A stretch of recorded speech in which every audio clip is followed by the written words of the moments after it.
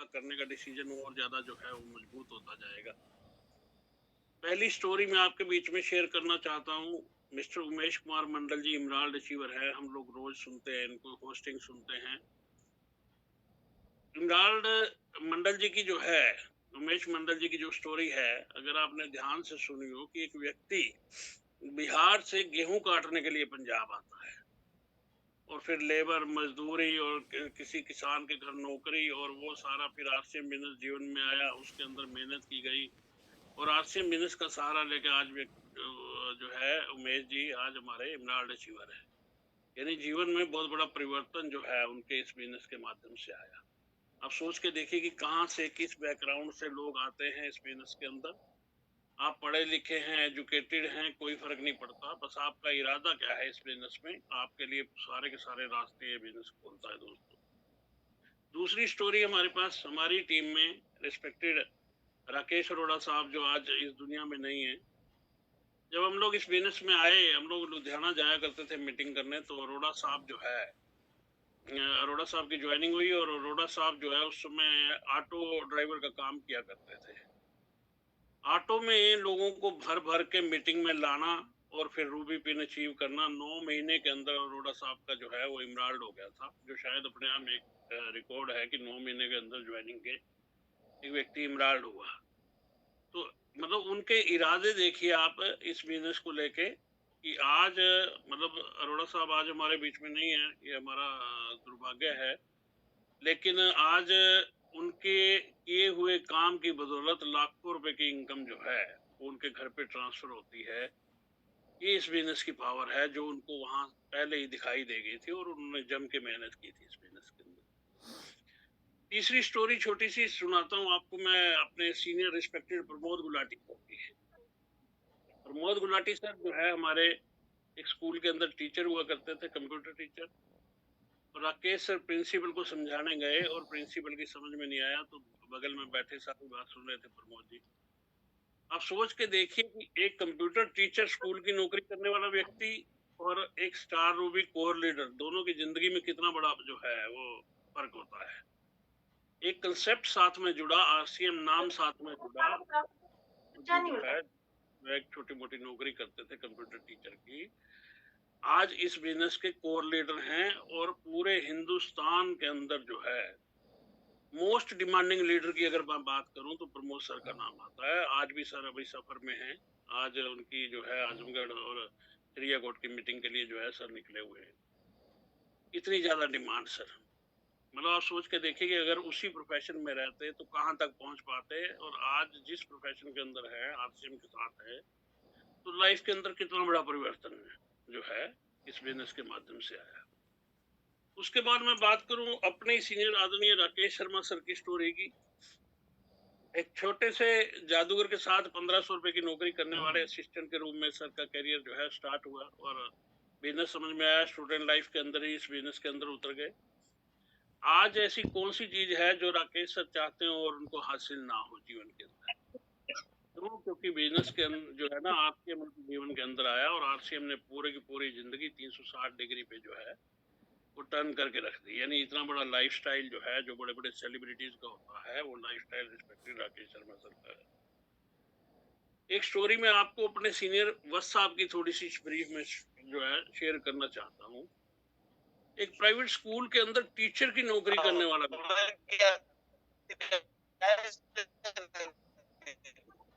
Private school के अंदर जो है टीचर की नौकरी करने वाला व्यक्ति इस बिजनेस जिंदगी के अंदर आता है। आज एक बार होस्ट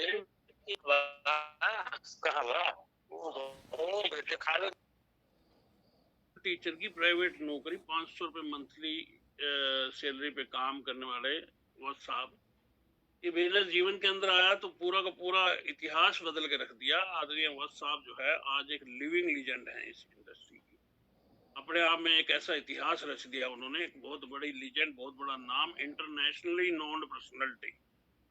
मतलब नेशनल की बात नहीं कर रहा सर मैं, आज जो है अंतरराष्ट्रीय स्तर पे वत्स साहब का नाम लिया जाता है। तो इतनी बड़ी पर्सनालिटी आज आरसीएम बिजनेस जीवन में आया। मतलब मैं कहने का मकसद ये है सारी बातों के पीछे कि सभी लोग साधारण परिवारों से उठ के आए, लेकिन आश्रम जीवन में आया तो उन्होंने इस मौके का फायदा उठाया और अपने जीवन को बदला। वही मौका आपके पास है, जो वत्स साहब के पास था, जो अरोड़ा साहब के पास था, जो प्रमोद सर के पास था, जो राकेश जी के पास था। सेम मौका है आपके पास, सेम वही मार्केटिंग प्लान, सेम वही प्रोडक्ट, सेम वही सिस्टम, सेम वही कंपनी, हर चीज सेम है। इसी कंपनी में एक छोटी सी स्टोरी और सुनाता हूँ। अपलाइन की सीरीज में अगर जा रहे हैं तो मुकेश कोठारी सर की, मतलब इसी कंपनी में नौकरी करने वाला व्यक्ति आज 25 करोड़ के घर में रहता है और दुनिया भर के होटल और ताम झाम और सारी जो है, अगर बात करें तो बहुत बड़ी नेटवर्क जो है आज आदरणीय कोठारी साहब की है। तो वही अपॉर्चुनिटी आपके पास है जो कोठारी साहब को मिली थी जीवन बदलने के लिए। आप भी चाहो तो अपना जीवन बदल सकते हो। यही अपॉर्चुनिटी राजा राम सारन जी को मिली थी। 2500 रुपए में नौकरी करने वाला एक व्यक्ति पेस्टिसाइड कंपनी में आज स्टार सफायर और पीछे बता रहे थे सर कि वहाँ मीटिंग के अंदर 18-20 देशों की तो जो है सर फॉरेन ट्रेवल कर चुके हैं और नेटवर्क सर की करोड़ों में है, बहुत बड़ी नेटवर्क जो है। विजेंद्र सिंह राठौर जी को हमने एनिवर्सरी में सुना, एक केमिस्ट की दुकान चलाने वाला व्यक्ति, और ये बिजनेस जिंदगी के अंदर आया। आज यही नहीं पता कि प्लाट कितने और ये कितने, बोले जी इस शहर में तो 30-40 प्लाट तो मेरे होंगे। मतलब इस तरीके से उस शहर में मेरे 30-40 प्लाट वहां भी होंगे, जितने फार्म हाउस वहां पे भी होंगे। यानी लोगों ने जो है जीवन के अंदर, आदमी सारी उम्र इन्हीं चीजों के लिए तो भागता है कि मैं अपने जीवन को अच्छे तरीके से चलाऊं। तो दोस्तों वही अपॉर्चुनिटी अपने पास है, बस समझने की बात है खाली। आज मैं थोड़ा सा जो बात आपके बीच में रखना चाहता हूँ वो है एक टॉपिक जो रिस्पेक्टेड कोठारी साहब ने लिया था और बड़ा अच्छा मेरे को टॉपिक लगा था, मैंने नोट भी किया था, वही आपके साथ में आज डिस्कस करूंगा। लीडरशिप के 8 रचनात्मक सिद्धांत। लीडरशिप के 8 रचनात्मक सिद्धांत। सबसे पहला सिद्धांत जो कोठारी साहब ने नोट करवाया था कि जो मैं कर रहा हूं क्या मेरी डाउनलाइन भी वैसा कर पाएगी। जो मैं कर रहा हूं क्या मेरी डाउनलाइन भी वैसा कर पाएगी। इस बिजनेस के अंदर सही चीज का डुप्लीकेशन होने में समय लगता है, लेकिन गलत चीजें बहुत जल्दी डुप्लीकेट हो जाती हैं। सही चीज में टाइम लगेगा, गलत चीज जो है वो जल्दी डुप्लीकेट हो जाएगी। कोठारी साहब का ही एग्जांपल है कि मान लीजिए आप आर्थिक रूप से बहुत संपन्न हैं, आप अपने घर पे एक होम मीटिंग करवा रहे हैं। उस होम मीटिंग में आपने खाने पीने की बहुत ज्यादा, जरूरत से ज्यादा व्यवस्था कर दी। अब वहीं पे ही आपका एक डिस्ट्रीब्यूटर आया हुआ है जो परिवार से बहुत बड़ा नहीं है, आपकी तरह जो है वो फाइनेंशियली उसके अंदर नहीं है। आपने बुलाया होम मीटिंग में तो वो आ गया, वो मीटिंग में बैठा है और वो देखता है कि भाई होम मीटिंग कराने के लिए जो है इतना कुछ तामझाम करना पड़ेगा, क्योंकि वो देखेगा जो कुछ उसके दिमाग में वैसे ही मैसेज जाएगा कि भाई मेरे को भी इतने लोगों के लिए खाना पीना और ये सब इंतजाम करना पड़ेगा। तो एक लीडर जो भविष्य में बहुत बड़ा बन सकता था, वो लीडर जो है उसी दिन ही इस थॉट के साथ खत्म हो जाएगा कि भाई ये काम तो मैं कर नहीं पाऊंगा, ये तो लोग पैसे वाले हैं इसलिए इन्होंने चाय पानी और ये नाश्ता वगैरह। तो पहला सवाल कि जो मैं कर रहा हूं क्या मेरी डाउनलाइन भी वैसा कर पाएगी। कोई भी काम इस टीम, अपने नेटवर्क मार्केटिंग के अंदर आप ऐसा ना करें जो अपनी टीम ना कर सकती है, वो डुप्लीकेबल होना चाहिए इजीली। और दूसरा सिद्धांत जो मुकेश कोठारी सर ने नोट करवाया था उस ट्रेनिंग के अंदर कि जो मैं कर रहा हूं क्या अपनी डाउनलाइन से भी वह करवाना चाहता हूं। नेचुरल है कि अपन जो कुछ करेंगे हम भी चाहते कि डाउनलाइन भी वैसे ही काम करे, तभी डुप्लीकेशन पैदा होता है। क्योंकि लोग वो नहीं करते जो आप कहते हो, लेकिन लोग वो करते हैं जो आप करते हो। कुछ काम ऐसे मैंने देखे अपने प्रैक्टिकल अनुभव के आधार पे। एक स्टेशन था, मैं नाम नहीं लूंगा उस स्टेशन का, अपनी टीम में बड़ा अच्छा स्टेशन डेवलप होना शुरू हुआ। कोर के सेमिनार होने चालू हो गए और 250-300 तक जो है वो गैदरिंग पहुंच गई और ऐसा लग रहा था कि ये बहुत बड़ा स्टेशन भविष्य के अंदर बनेगा, बहुत सैकड़ों लीडर निकलेंगे। लेकिन एक प्रोग्राम जो है जो चल रहा था, उस प्रोग्राम में कुछ अपलाइनों ने बैठ के सलाह बनाई कि भाई क्यों ना टिकट जो है वो 100 रुपए की कर दी जाए। और बिना किसी से अपलाइन से बात किए उन्होंने जो है वो 150 की जगह 100 रुपए की टिकट लगा दी। अब उसमें नुकसान क्या हुआ कि अगले ही महीने कोर स्टेशन वो बंद हो गया, क्योंकि कोर लीडर की जो है वो 150 रुपए की टिकट कंपनी से हमें यूईएस की जो है इंस्ट्रक्शन है उसके अकॉर्डिंग ही काम करना है पूरे हिंदुस्तान के अंदर।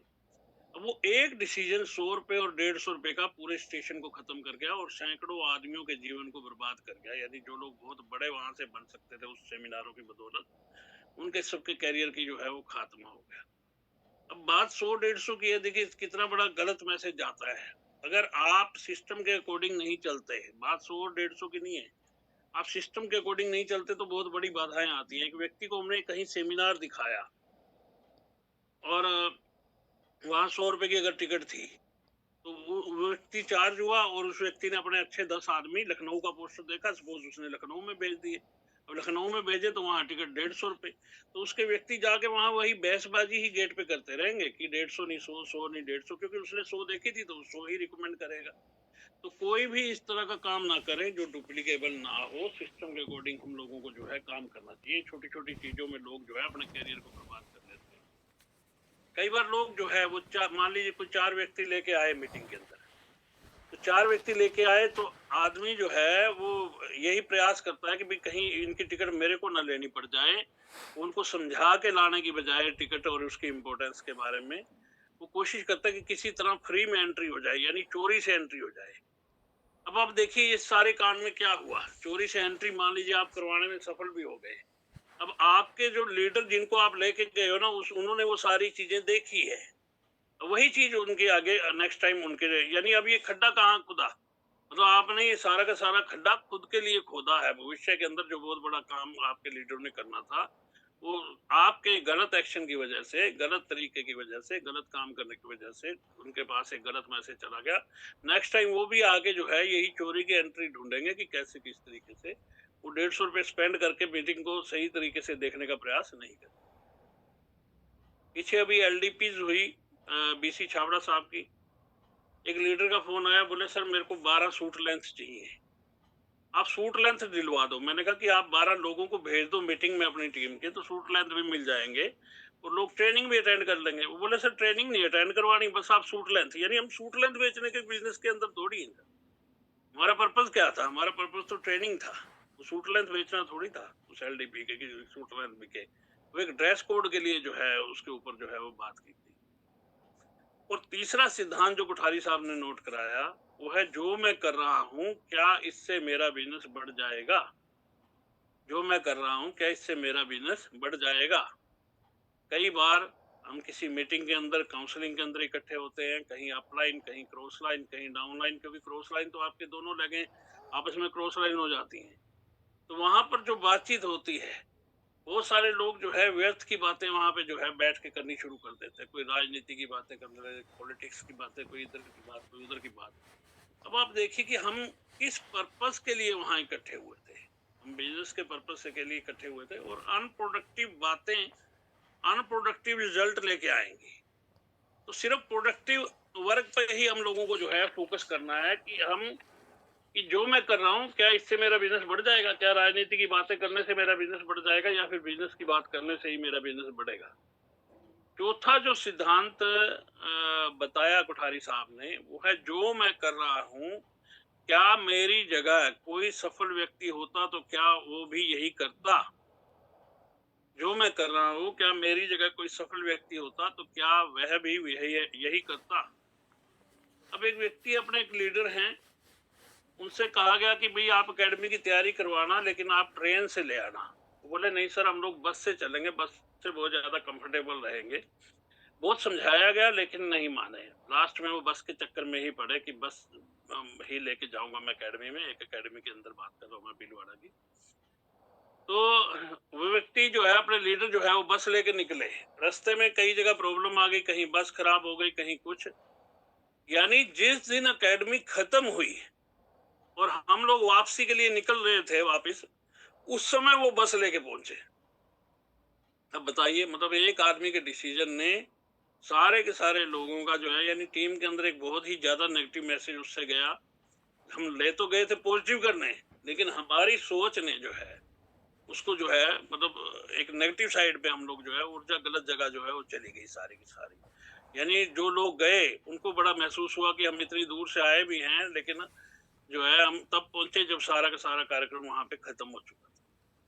अभी कल परसों एक टीम में बात हो रही थी, हमारे एक लीडर लाइन पे थे, वो बोले सर ये जो कैंटर की प्लानिंग कर रहे हैं, कैंटर में लोगों को ले जाने की, मतलब एक देखिए क्या मतलब एक से एक कलाकारी लोग करते हैं अपने बिजनेस को खत्म करने के लिए।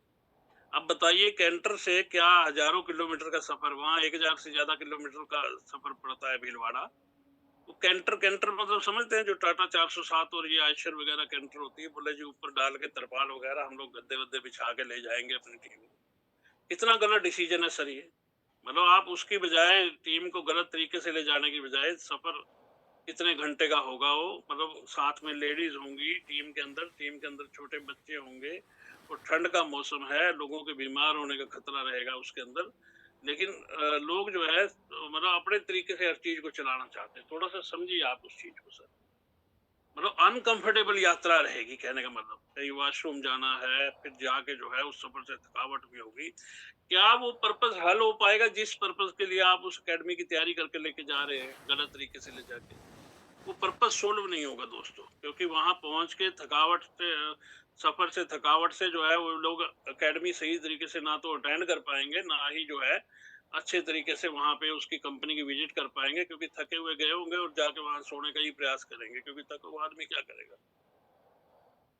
अब मान लीजिए आप मुंबई गए एक सेमिनार अटेंड करने आउट ऑफ टाउन, आप उतरे वहां पे, और जहां आपने जाना था आपने एक टैक्सी हायर की, और टैक्सी वाले से सिर्फ भाड़ा नहीं पूछा, और जहां पर वीनू पे पहुंच के आप जब पैसे देने लगे तो उसने जो है जो भाड़ा 100 रुपए का था वो आपसे 500 रुपए मांग लिए। अब 500 रुपए मांग लिए तो भाड़ा देना तो पड़ेगा ही उसको, लेकिन अब वहां क्या होगा कि वहां आप बहसबाजी में पड़ोगे कि नहीं इतना ही नहीं। आप ये नहीं देखोगे कि मेरी गलती कहाँ थी, तो रिजल्ट क्या आएगा, वो शून्य आएगा। वहां झगड़े के अंदर जो है वो आपका जो महत्वपूर्ण टाइम है जिस पर्पस के लिए आप गए उस प्रोग्राम के अंदर कि टीम के साथ आप वो बड़ा प्रोग्राम देख सकें, लेकिन आप सेमिनार में इधर उधर की जो है करके जो है उसको आपने खत्म कर दिया, सिर्फ बहसबाजी के अंदर बाहर खड़े होके सिर्फ जान, मतलब अपनी छोटी सी गलती है ना। अभी जैसे कुछ फिजिकल मीटिंग होती है तो हम लोग देखते हैं जो लीडर होते हैं ना, जो मीटिंग चल रही होती है तो इधर उधर उधर इधर इधर उधर, मतलब ऐसे मतलब कहीं बाहर निकलेंगे कभी अंदर निकलेंगे, मतलब वो इसी काम में ही रहते हैं मीटिंग में।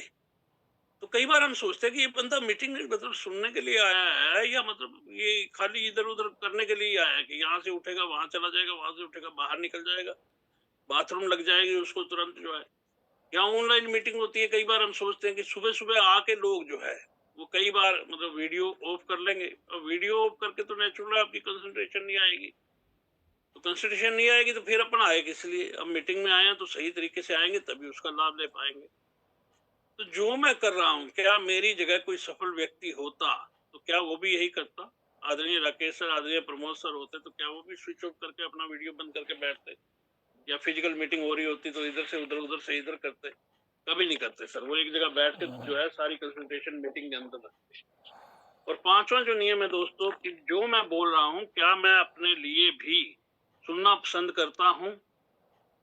लोग अपने लिए सम्मान तो चाहते हैं लेकिन दूसरों के लिए बुरा बोलते हैं इस इंडस्ट्री के अंदर। तो सम्मान का एक नियम है दोस्तों, सम्मान तभी मिलता है इस इंडस्ट्री में जब आप पहले सम्मान देते हो।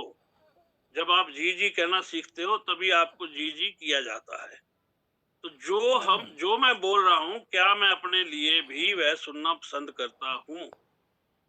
तो दूसरे को सम्मान देंगे तभी अपने को सम्मान मिलेगा। और छठा जो लीडरशिप का प्रिंसिपल सर ने बताया था कि जो मैं बोल रहा हूँ क्या मैंने इस काम को कर लिया है। मतलब डुप्लीकेशन आपके कहने की बजाय करने से पैदा होता है। आप करके दिखाते हो वो चीज असली डुप्लीकेट होती है। अगर आपने डायमंड क्लब नहीं किया तो आप टीम में डायमंड क्लब प्रमोट मत कीजिए, क्योंकि आप करोगे तो काम बनने वाला नहीं है, उसका आपका अर्थ निकलेगा ही नहीं। अगर आप ड्रेस कोड में नहीं आते तो दूसरों को ड्रेस कोड में आने के लिए आप भाषण मत दीजिए, उसका कोई इफेक्ट नहीं आने वाला। अगर आप घर से बाहर निकल के बिजनेस नहीं करते और आउट ऑफ टाउन की ट्रेनिंग दे रहे हो अपनी टीम में तो वो काम करने वाली नहीं है। तो कहने का मकसद ये है कि अगर आप उस काम को स्वयं नहीं कर रहे तो डाउनलाइन को कहने का अधिकार भी आप खो देते हो। डाउनलाइन को कहने का, अगर आप कहोगे भी जबरदस्ती तो उसका रिजल्ट नहीं आएगा, क्योंकि वो बात हवा ही निकल रही है आपके, जो है वो प्रैक्टिकल दिल से जो है वो बात नहीं निकल रही। और 7वां जो प्रिंसिपल जो है वो कोठारी साहब ने उस ट्रेनिंग में नोट करवाया था, वो था निर्णय लेने से पहले क्या मैंने दोनों पक्षों को सुन लिया है। हमारा ए ग्रुप होता है, हमारा बी ग्रुप होता है, सी ग्रुप, डी ग्रुप, जितने मर्जी ग्रुप हम लोग मेंटेन कर सकते हैं। अब यहाँ मान लो आपने 2 लेग ही ओपन करी, तो दोनों लोग जो आपने स्पॉन्सर किए वो दोनों भी आपस में क्रॉस लाइन हो गए। तो कई बार बहुत सारी चीजें पॉजिटिव नेगेटिव टीम के अंदर चलती रहती हैं, जो लीडर के पास आती है, कोई इस ग्रुप का होता है, कोई दूसरे ग्रुप का होता है। तो हमें विशेष ध्यान रखना है कि किसी भी निर्णय पर पहुंचने से पहले हमें दोनों पक्षों को सही से सुनना है, उसके बाद ही निर्णय लेना है। लेकिन लीडर्स क्या करते हैं, उनके नजदीकी जो आदमी होता है ना, वो बस उसी की बात सुनते हैं, जो उनके बिल्कुल नियरेस्ट है। तो आपको जो है एक अच्छा लीडर बनना है, तो आपको दोनों पक्षों की बात को सुन के ही निर्णय पर पहुंचना है कि सही बात क्या थी। और 8वां जो नियम कोठारी साहब ने बताया था, वो था मूर्खतापूर्ण काम करने से अच्छा है मूर्खतापूर्ण प्रश्न पूछ लेना। अगर कोई चीज सही आपको समझ में नहीं आई, तो सही टाइम पे पूछना बहुत जरूरी होता है। आप उसको क्लियर कीजिए। 2 मिनट के लिए आपको लगेगा कि कहीं मैं उपहास का पात्र ना बन जाऊं, कहीं सर क्या सोचेंगे मेरे बारे में, कहीं क्या, आप बिल्कुल इस चीज से बाहर निकलिए। बजाय कि हम एक गलत इंफॉर्मेशन अपने अंदर लेके बाहर एग्जीक्यूट करें, उससे बेहतर है कि जब तक अपने दिमाग में क्लैरिटी ना हो, आप उसकी सही तरीके से प्रमोशन कर ही नहीं पाओगे। तो बिल्कुल भी उस चीज की परवाह ना करें कि कोई आपको क्या कहेगा।